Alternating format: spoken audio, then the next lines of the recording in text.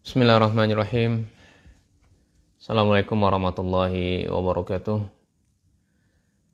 Alhamdulillahirabbil alamin, wassalatu wassalamu ala nabina Muhammadin wa ala alihi wa ashabihi thayyibin tahirin.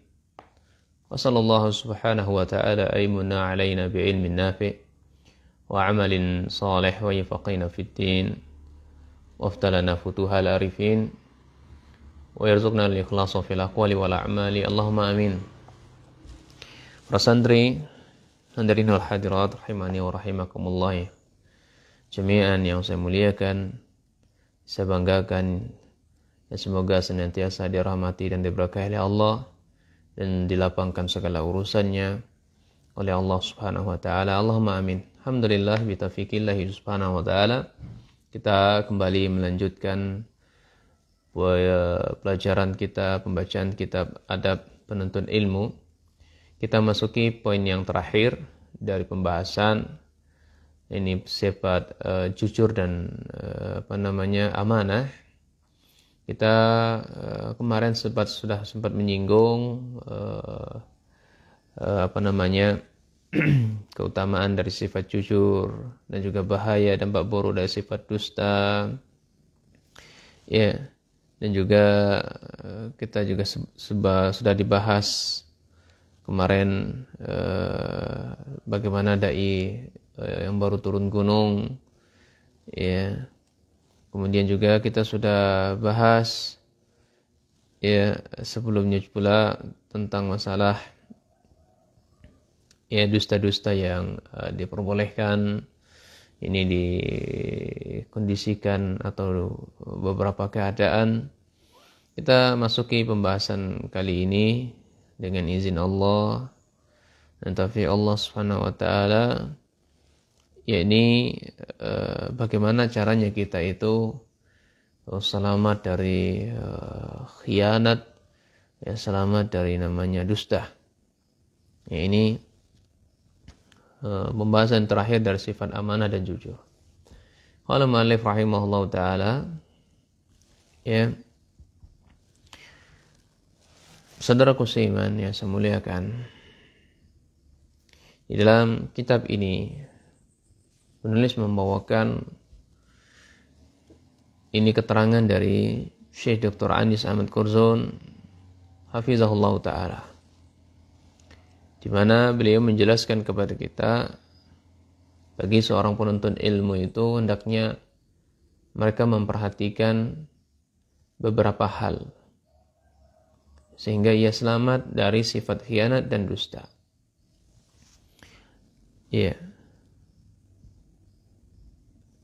Salah satunya adalah yang pertama, di sini disebutkan ada 3 poin yang beliau sampaikan kepada kita. Yang pertama adalah al-yaqzatu wal intibahu 'inda talaqqi al-ulum.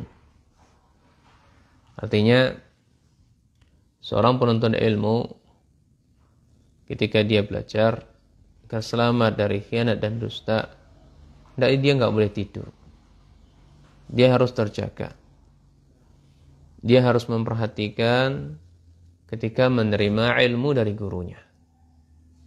Ya, ini sebuah kesalahan ya. Sebuah kesalahan atau sebuah kerusakan bagi seorang penuntut ilmu itu gurunya menyampaikan firman Allah, sabda Rasul alaihi salatu wassalam, ini syariat Allah yang agung ini, kemudian diterimanya dalam keadaan tidur tuh gimana? Diterimanya, didapatkannya dalam keadaan tidak terjaga dan tidak memperhatikan ketika belajar. Gurunya menyampaikan sebuah daros, kitab apa misalnya? Kitab Tauhid misalnya, kitab yang sangat agung. Ya, atau kitab akidah, sebuah keyakinan. Ya, dia malah menyibukkan dirinya dengan HP misalnya. Atau menyibukkan dirinya dengan kitab-kitab lain. Atau malah ngobrol dengan kawannya. Ini adalah sebuah kerusakan ketika mengambil ilmu, menerima ilmu dari seorang yang alim misalnya, seorang ulama misalnya. Sehingga ketika dia menyampaikan ilmu, padahal gurunya tidak mengatakannya, dia sandarkannya kepada gurunya. Ini enggak bagus seperti ini. Yang timbul adalah kerusakan. Makanya amanah itu, al-amanatu taqtadi min talibil ilmi ayyakuna yaqzan muntabiha 'inda talaqqil ulum wa sima'uha min al-ulama li'alla yafham al-mas'alah aw al-hukma fahman khata'an. Ini mestinya seorang penuntut ilmu itu dia amanah. Karena amanah itu konsekuensi dituntut oleh seorang penuntut ilmu, dia mengambil ilmu dari ulama, mendengarnya itu dalam keadaan terjaga. Sehingga sebuah masalah, sebuah hukum dia paham. Ini agar seseorang itu enggak gagal paham ketika belajar, dia harus terjaga dan memperhatikan ketika menerima ilmu. Ya. Inilah sifat amanah dalam menuntut ilmu, itu sebuah keharusan. Ya, dan amanah ini tidak akan terlahir kecuali benar dalam belajarnya. Amanah tidak akan terlahir kecuali benar dalam belajarnya. Ya. Sehingga orang itu ketika dia belajar, dia tidak boleh tidur, memperhatikan gurunya ketika mengajarkannya. Ya. Tapi kalau mana seseorang itu tidur, ya, maka akan timbul kerusakan yang banyak. Seperti dikatakan Ustaz di sini. Ya, fatarassaqa fi dhihnihi hakadha. Summa yanaqalluha wa yarwiha an shaykhihi. Ya. Akhirnya kalau dia itu benar-benar dia belajar bersama syekhnya itu dengan belajar yang benar, dia tidak tidur dan dia mendengarkannya, ya. Akhirnya itu adalah tertancap kuat dalam hatinya. Kemudian ketika menukilkan atau meriwayatkan dari gurunya, syekhnya, atau menisbatkan itu kepada syekhnya, ila syekh wa yansibuha ila dzalika syekh alladzi lam yaqulha abada. Ya. Kemudian dia menisbatkan hal itu kepada syekhnya, padahal syekhnya tidak mengatakan seperti itu. Wa katsiran ma yaqa'u tullabul ilmi fi hadzal naqal khata'. Dan kebanyakan para penuntut ilmu yang menukilkan kepada syekhnya dengan nukilan yang salah. Contoh, sami'tu fulanan yufti bi kadza atau yaqulu kadza wa huwa lam yaqulhu. Inna wa innama afatu min fahmihi as-saqim. Ya, aku telah mendengar Syekh fulan mengatakan demikian dan demikian. Telah berfatwa demikian dan demikian. Padahal syekhnya tidak pernah berfatwa seperti itu. Padahal syekhnya tidak pernah berbicara seperti itu. Sehingga menimbulkan kerusakan-kerusakan atau pemahaman-pemahaman yang keliru. Nah, ini tadi ya. Pentingnya seseorang itu kalau belajar itu ya harus terjaga. Harus mendengar, menerima ilmu, mendengar gurunya ketika menyampaikannya. Ya, perhatian bahasa kitanya. Sehingga ketika dia belajar, nggak gagal paham. Nggak gagal paham di dalam menerima apa yang disampaikan oleh gurunya. Ya. Kemudian saya membawakan syair. Ya, orang yang belajar tidur tadi ya. Ya, orang belajar tidur tadi.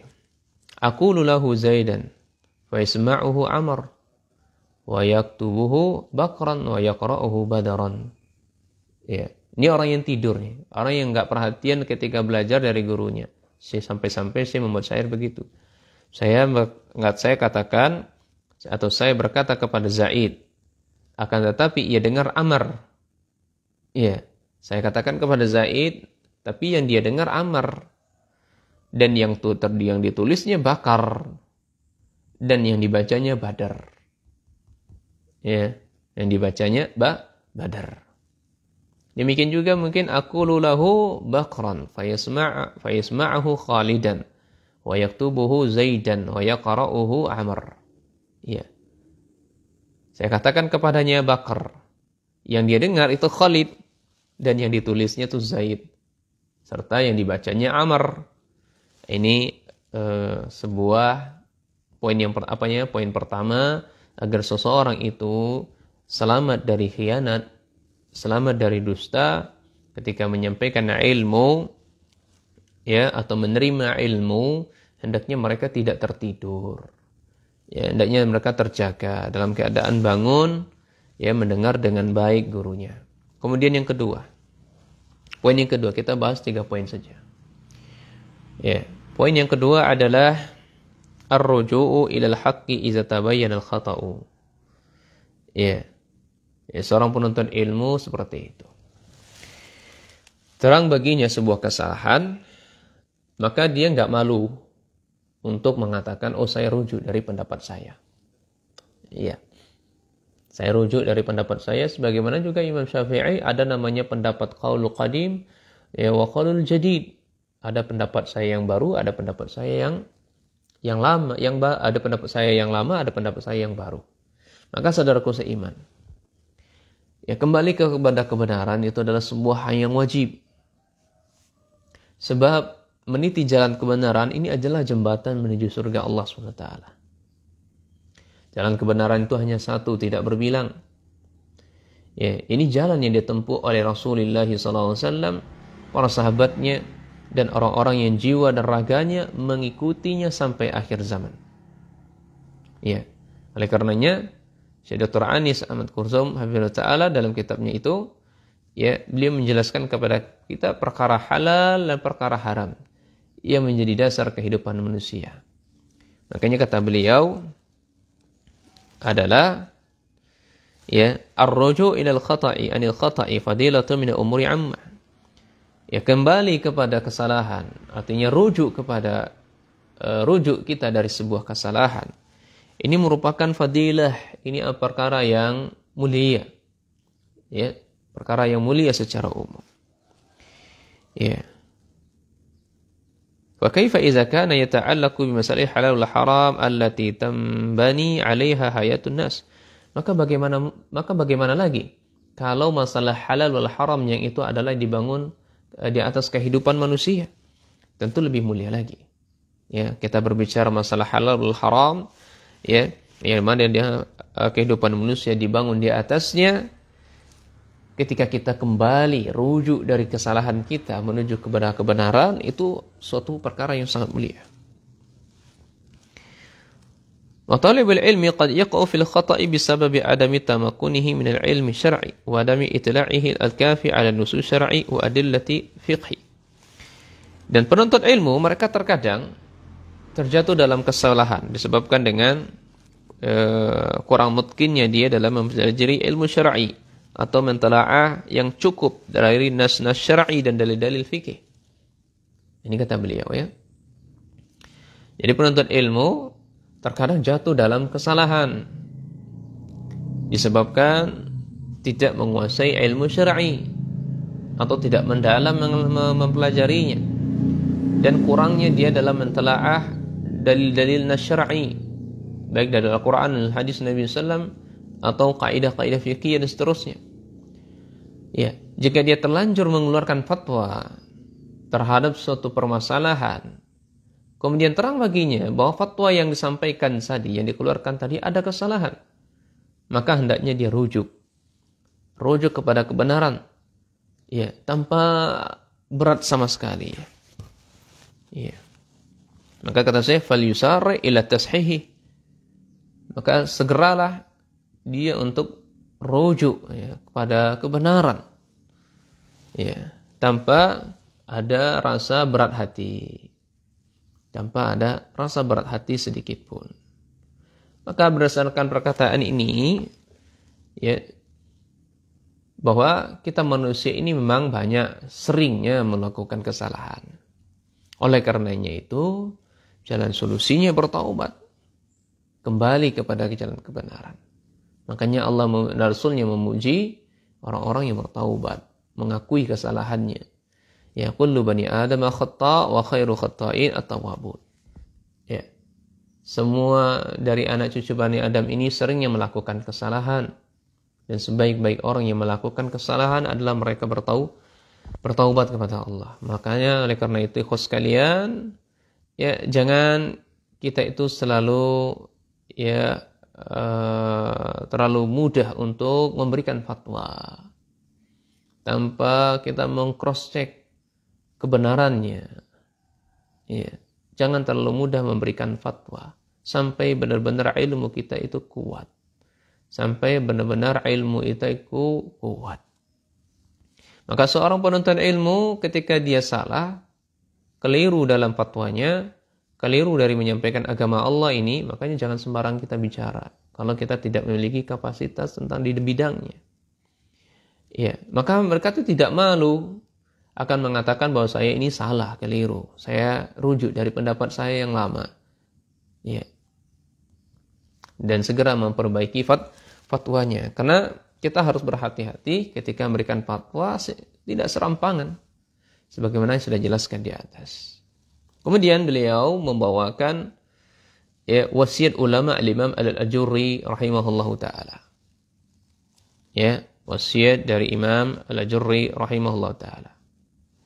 Iza su'ila an ilmin la ya'lamuhu lam yastahi ayakula la a'lam. InsyaAllah ya. Apabila nih kita ditanya sebuah ilmu atau sebuah permasalahan lah dalam agama ini, namun kita nggak tahu, maka jangan malu kita mengatakan la a'lam. Saya nggak tahu atau la adri. Ya, wa in afta bi mas'alati fa'alima annahu khata'. Ketika dia memberikan fatwa, ternyata fatwanya ini keliru, maka lam yastankifu ayyarji anha, maka jangan sombong. Jangan sombong dirinya untuk kembali kepada kebenaran. Akhirnya hendaknya mereka rujuk. Jangan bertahan bersekuku dengan pendapatnya itu. Wa in qala qawlan waraddahu alaihi ghairuhu mimman huwa a'lamu minhu aw mithluhu aw dunahu wa 'alima anna qawla kadzalik raja'an qawlihi wa hamidahu 'ala dzalik wa jazahu Allahu atau wa jazahu khairan. Ya. Kemudian kata beliau, jika kita mengatakan sesuatu atau berfatwa sesuatu, ternyata ada orang yang mendebat kita, ingin meluruskan pendapat kita.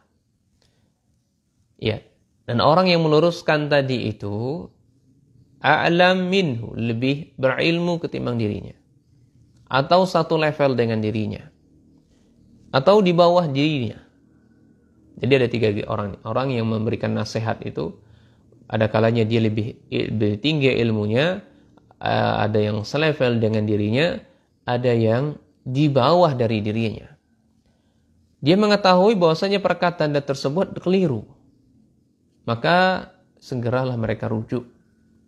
Dan orang yang keliru tadi mengucapkan ya hamidahu ala dzalik, memujinya. Orang yang membantahnya tadi, orang yang mendebatnya tadi, orang yang telah meneruskan kesalahannya tadi, dan mendoakan kebaikan untuk dirinya. Jazakallahu khairan atau wajazahullahu khairan. Demikian seterusnya. Tidak membalasnya dengan kalimat apa? Kalimat yang bukan menggambarkan seorang penuntut ilmu. Ya, kalimat yang merendahkan. Ya, seorang dai lainnya, seorang ulama lainnya. Bukan seperti itu cara memberikan nasihat. Terang bagi kita, dai ini, ulama ini melakukan sebuah kesalahan, ya.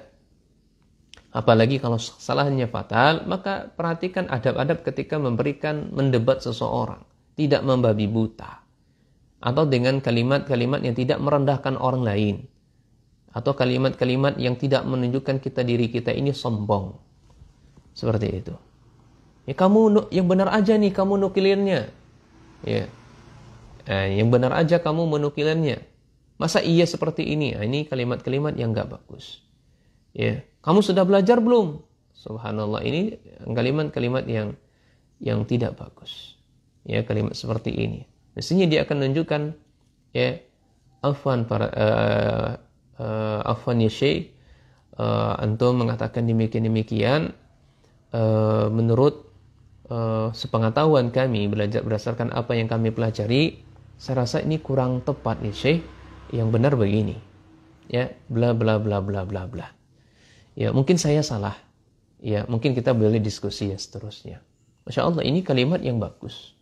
Ya, ketimbang kita harus dasar kamu orangnya nggak telaah, dasar kamu orangnya serampangan, dasar kamu orang yang terburu-buru, makanya sebelum apa kamu cross check dulu. Subhanallah, ini kalimat-kalimat yang merendahkan seseorang. Ya, maka berdasarkan perkataan beliau ini, cukuplah bagi kita, bagi seorang dai atau bagi seorang penuntut ilmu, ya, mengingat-ingat firman Allah Subhanahu wa taala, wala taqfu ma laysa laka bihi ilm, inna sam'a wal basara wal fuada kullu ulaika kana anhu mas'ula. Ini bagi kita seorang dai, hendaknya ayat ini jadi pegangan kita sebelum kita memberikan fatwa, sebelum kita memberikan komentar-komentar, misalnya di dunia media sosial atau berdebat dengan orang lain.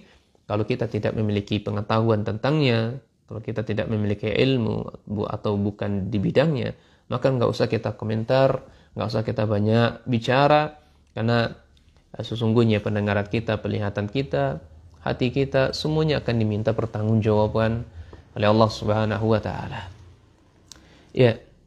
Demikian pula dari hadis dari sahabat sahabat Ibnu Mas'ud, ya, berkata, ya, inna minal ilmi idza su'ila ar-rajul amma la ya'lam ay yaqula Allahu a'lam. Ini kata sahabat Ibnu Mas'ud. Ya, sesungguhnya, ya, termasuk bagian dari ilmu, apabila seseorang ditanya tentang sebuah ilmu, sebuah perkara, kemudian dia nggak tahu, ya, maka cukup dia mengatakan Allahu a'lam. Allah lah yang mengetahui, kalau kita nggak tahu, ya. Itu juga dengan, ya, perkataan dari sahabat Ali bin Abi Thalib radhiyallahu an, ya, wala tastahi man ya'lam wa idza su'ila amma la ya'lamu falyaqul Allahu a'lam. Jangan kita merasa malu kalau kita ditanya seseorang sementara kita nggak tahu, maka katakan, ya, Allah, ya, Allahu a'lam, Allah yang tahu. Bahkan, ya, Imam Malik rahimahullah ta'ala, beliau mengatakan, ya, orang yang alim itu termasuk orang yang faqih, ya, termasuk orang yang faqih, ya, dalam ilmunya adalah mereka ayyakula la a'lam. Mereka mengatakan saya tidak tahu. Ini perkataan Imam Malik. Orang yang faqih dalam ilmunya adalah mereka mengatakan saya tidak tahu.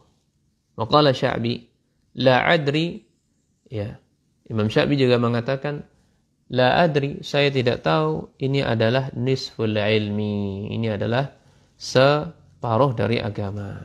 Kemudian poin yang terakhir, para santri yang saya muliakan Allah Subhanahu wa taala, agar kita selamat dari dusta dan khianat, hendaknya kita jangan curang. Ya. Ini curang. Al-hadharu min al-ghishi fi ikhtibarat warisail al-ilmiyah. Ya, kita jangan berbuat curang ketika kita lagi ujian atau membuat karya ilmiah atau lagi sedang menyusun skripsi atau risalah doktoral atau magister. Ya. Nah, kecurangan ini dijelaskan oleh Syekh Anis Ahmad Kurzum hafizahullah taala, ya, dalam kitab Adabu Talibil Ilmi ini dia sangat rinci. Namun saya kelompokkan 3 hal saja. Kecurangan yang dilakukan, pertama, kecurangan yang dilakukan saat kala ujian sekolah, yakni siswanya. Kecurangan dilakukan oleh siswa. Kemudian yang kedua, kecurangan ketika membuat risalahnya atau karya ilmiah, seperti nulis buku, skripsi, tesis, disertasi, dan segala macamnya. Kemudian kecurangan yang dilakukan oleh pengawas ujian itu sendiri.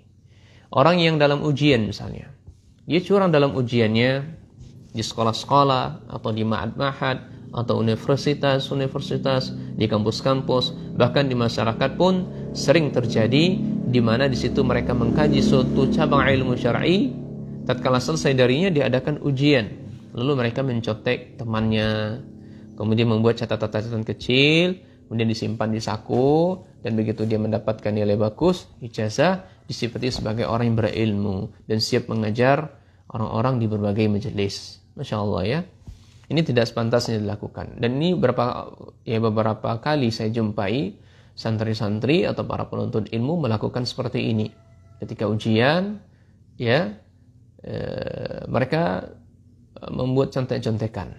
Ya, membuat contekan, sengaja menulis robek, kemudian dimasukkan di kantongnya atau dimasukkan dalam bencinya ini, atau disimpan di WC,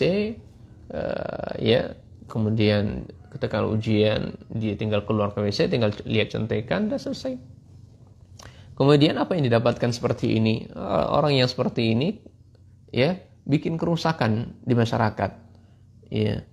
Nah, hasil yang diperolehnya hasil curang. Hasil yang diperolehnya adalah hasil curang. Kemudian kecurangan ketika membuat risalah juga seperti itu. Sehingga dia orang ini enggak amanah dan dusta. Ya. Seringnya ketika menulis buku, semuanya copy paste full gitu. Copy paste full dari sebuah buku atau website tanpa menyandarkan kepada penulis aslinya. Kalau disandarkan kepada penulis aslinya, Masya Allah bagus. Ya. Apalagi kalau yang disusun itu misalnya skripsi, atau tesis, disertasi untuk meraih gelar sarjana, doktor, atau penulis handal. Mereka melakukan kecurangan, seperti copy paste hasil karya orang lain secara lengkap tanpa menyandarkan kepada pemiliknya, atau bahkan menyewa orang lain untuk membuatkan skripsi. Ini adalah sebuah tindakan kezaliman yang sangat bahaya, yang sangat fatal. Kemudian yang ketiga, ini kecurangan yang dilakukan oleh pengawas ujian. Dia tahu, dia seorang pengawas, dia tahu nih, santri dia atau tulab ini, dia melakukan curangan, membuat contekan. Tapi dia membiarkannya, tidak menegurnya, tidak. Ini sama saja, sudah berserikat dalam hal kezaliman, berserikat dalam hal dosa. Maka tidak selayaknya seperti ini dilakukan. Ketika dia mendapatkan seperti itu, jangan segan-segan mengatakan kepada, bertakwalah Anda kepada Allah Subhanahu wa taala, wa may yattaqillah yaj'al lahu makhraja. Siapa yang bertakwa kepada Allah akan berikan jalan keluar. Nah, ini ikhwan sekalian 3 poin yang disampaikan oleh beliau, kemudian ditutup dengan hadis Nabi sallallahu alaihi wasallam, man ghasyana falaysa minna. Siapa yang melakukan kecurangan, maka Nabi sallallahu alaihi wasallam mengancam mereka tidak termasuk golongan kami. Demikian pula dalam hadis lain, Nabi sallallahu alaihi wasallam mengancam orang-orang yang melakukan kecurangan dalam apapun, bahkan tidak termasuk golongan Nabi sallallahu alaihi wasallam. Bahkan tidak termasuk golongan Nabi sallallahu alaihi wasallam. Asal-muasalnya begini. Anna Rasulullah sallallahu alaihi wasallam marra ala subratin ta'am. Bahwasanya Rasulullah sallallahu alaihi wasallam melewati sebuah tumpukan makanan. Fadakhala yadahu fiha. Kemudian Nabi sallallahu alaihi wasallam memasukkan tangan beliau ke dalam makanan tersebut. Fanalat asabi'ahu balalan. Kemudian ternyata ketika Nabi sallallahu alaihi wasallam masuki tangan ke makanannya ini, di tengah-tengahnya terdapat becek gitu, basah gitu ya. Faqala ma hadza ya sahibat ta'am.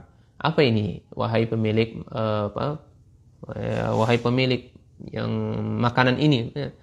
Apa yang dijawabnya? Qala asabathu sama'u ya Rasulullah. Ini makanan ini kena hujan. Kena hujan ya Rasulullah. Maka Nabi SAW mengatakan, afala ja'altahu fawqa ta'am kayyarahan nas. Kenapa kalau yang enggak basah dinaikkan di atas agar manusia melihatnya? Kemudian diancam Nabi SAW, man ghasya falaysa minni. Siapa yang melakukan kecurangan, maka dia bukan termasuk golongan kami. Kemudian dalam riwayat lain dari sahabat Abdullah bin Mas'ud, Nabi SAW mengatakan, man ghasyana falaysa minna. Orang yang curang tidak termasuk golongan kami.